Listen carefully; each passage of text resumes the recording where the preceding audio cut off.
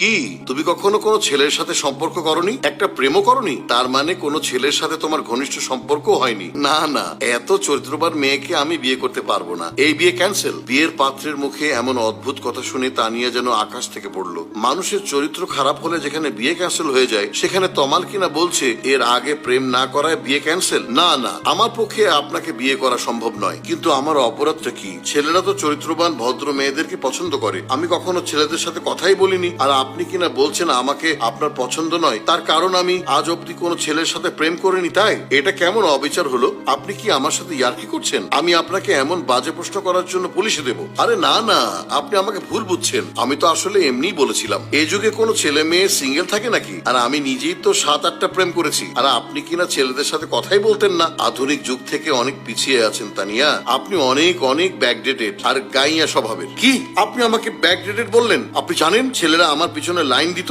কিন্তু আমি খুব একটা পাত্তাই দিতাম না। এক গাদা গিফট নিয়ে ওরা আমার বাড়ির সামনে দাঁড়িয়ে থাকতো। আমি ব্যাকডেটেড হলে ছেলেরা আমার পিছনে ঘুরঘুর করতো নাকি? আর তাছাড়া আমি একটা ছেলের সাথে 3.5 বছর প্রেম করেছি, কিন্তু ছেলেটা আমাকে ছেড়ে চলে গেছে। তবুও আমি ওই ছেলেটাকে ভালোবাসতাম। আর আপনি বলছেন আমি পিছিয়ে আছি? তার মানে একটা ছেলের সাথে আপনার সত্যি সম্পর্ক ছিল? হ্যাঁ অবশ্যই। আমি কি মিথ্যা বলছি নাকি? এই দেখুন, রেস্টুরেন্টে বসে ওর সাথে আমি সেলফিও তুলেছিলাম। সব দেখে তো আমার মুচকি হেসে বলল, আপনি না বলছিলেন কোনো ছেলের সাথে কথাই বলতেন না? ওর এমন প্রশ্নে তানিয়া চমকে ওঠে। এটা কি হলো? সে তমালের কাছে নিজে থেকে সব জানিয়ে দিয়েছে। আমি আপনার কাছ থেকে সত্যি কথাটা শোনার জন্যই এই মিথ্যে নাটক করলাম। বিয়ের আগে একে অপরের মধ্যে সব শেয়ার করা উচিত, বুঝলেন? আর হ্যাঁ, আমার আসলে কোনো সম্পর্ক ছিল না। এসব বলার কারণ আপনার কাছ থেকে সত্যিটা জানার ছিল। তাছাড়া আমি তো আজীবন সিঙ্গেল থেকেছি, কোনো মেয়ের দিকে আজ পর্যন্ত তাকাইনি। তানিয়া মুখ কাঁচামচু করে মাথা নিচু করে ফেললো, কিন্তু তমাল তখনও মিটি মিটি হাসছে। এমন সময় তমালের ফোনে ভিডিও কল আসে। ভুলবশত সাকিব সেটা রিসিভ করে ফেলে। আরে সাকিব, তোর বন্ধু তমাল কোথায়? পাশে এটা কে? তোর বন্ধুর গার্লফ্রেন্ড? তমাল তিশাকে দেখে ঘাবড়ে যায় এবং